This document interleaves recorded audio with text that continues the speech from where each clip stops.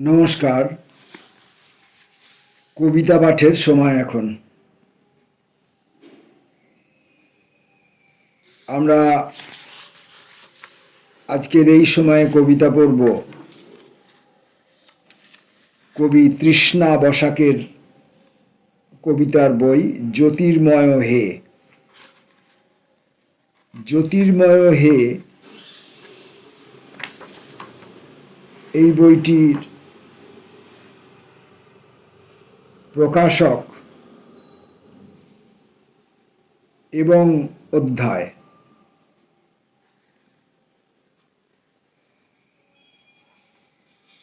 বইটির লেখক অর্থাৎ কবি বাংলা কবিতায় একটি পরিচিত নাম তৃষ্ণা বসাক।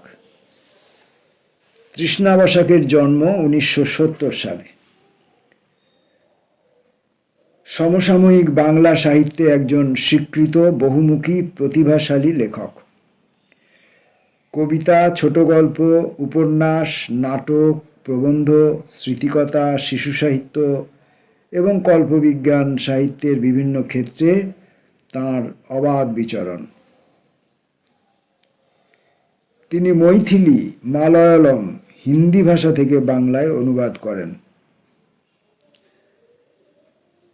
বর্তমানে কলকাতা ট্রান্সলেটর্স ফোরামের সচিব।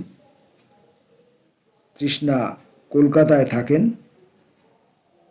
তৃষ্ণা বিশ্বাস করেন সাহিত্য একটি পূর্ণ সময়ের পেশা এবং তার কথায় একটি আখ্যান বস্তু গড়ে তুলতে লেখককে একটি একটি করে শব্দ অতি যত্নে বাছতে হয়, যেমনভাবে রাজমিস্ত্রি নিখুঁত দক্ষতায় ইটের পরে ইট সাজিয়ে একটি মজবুত কাঠামো গড়ে তোলেন।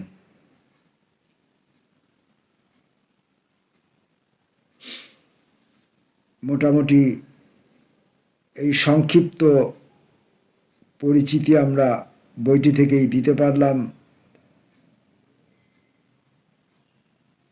কবি তৃষ্ণা বসাকের সম্পর্কে। এখন আমরা তৃষ্ণার কবিতায় ঢুকব এবং আমাদের যে কাব্য তৃষ্ণা তা নিবৃত্ত করার চেষ্টা করব।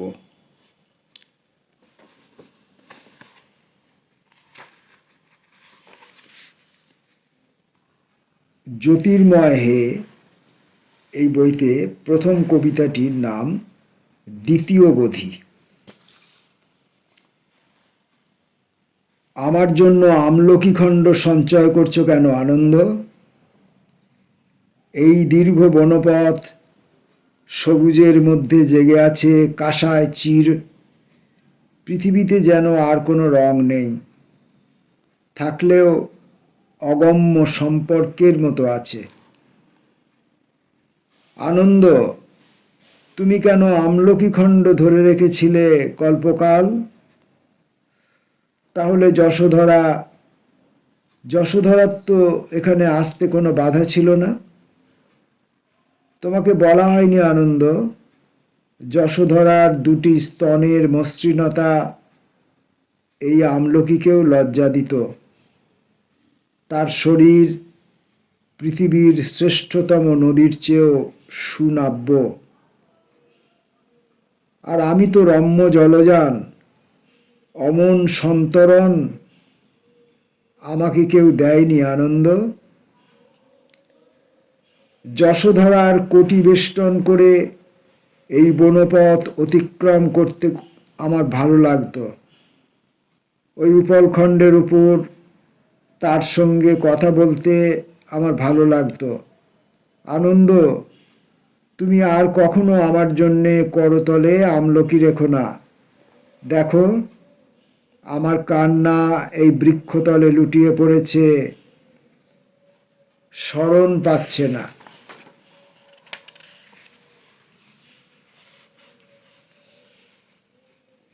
তৃষ্ণার পরবর্তী কবিতাটি মহানির্বাণ।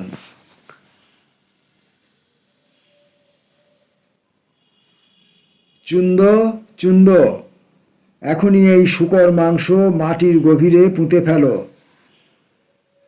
পৃথিবীতে এমন কেউ নেই যে এই মাংস পরিপাক করতে পারে। আহ, আনন্দ, শাল বৃক্ষের অন্তরালে বড় সুন্দর শয্যাদ্রি পেতেছ। শাল আমার বড় প্রিয়। শাল, শ্বেত হস্তি, হস্তির মাথায় চাঁদ। এই শয্যায় সিংহ ভঙ্গিমায় শুয়ে শুয়ে বলে যাই এই জীবনের শ্রেষ্ঠ 3 সুখাদ্যের কথা। চুন্দের দেওয়া শূকর মাংস। হ্যাঁ আনন্দ, তুমি সবাইকে বলো চুন্দর মাংসটি বড় উপাদেয় হয়েছিল, আর সুজাতার পরমান্ন। আনন্দ, এসো আমার নিকটে। আমার স্বর বড় দুর্বল, অত দূর থেকে শুনতে পাবে না। তৃতীয়টি যশোধরা দিয়েছিল। না না, সেটিই প্রথম। আনন্দ, কাউকে বলো না, শুধু তোমাকেই বলে গেলাম। যশোধরা আমাকে অমৃত পান করিয়েছিল। তার সুবর্ণ কলসের মতো স্তনের অমৃত। আহ আনন্দ, শালবনে অন্ধকার নামছে। এখন নিজেকে জ্বালো, নিজের প্রদীপ হয়ে ওঠো।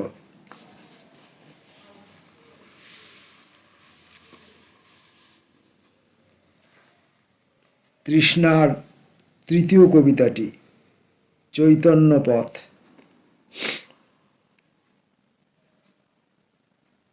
কোথায় উঠেছি আমি স্বপ্নস্থিত, হে গ্রাম উখিলা। এখানে পুকুর কটি, নদী নেই, আদি গঙ্গাটিও। করেদের, ঘোষেদের, বসেদের আলাদা আলাদা হাঁসঘর, চাষঘর, ইতিহাস ঘর। হরিনাভি, ব্রাহ্মবাড়ি ঝলসানো সাদা। আমি হাঁটতেই থাকি চৈতন্যের পথে, প্রতি কোণ ঝাঁট দিই, জড়ো করি ধুলি। হঠাৎ বালিকা এসে ধরল অঙ্গুলি। চিনেছি তারে, অমিয় মথিয়া যুগপ্লাবী বিরহের। ওগো বিষ্ণুপ্রিয়া। আমরা তৃষ্ণা বসাকের জ্যোতির্ময়ী হে কবিতার বইটি থেকে 3টি মাত্র কবিতা পড়লাম।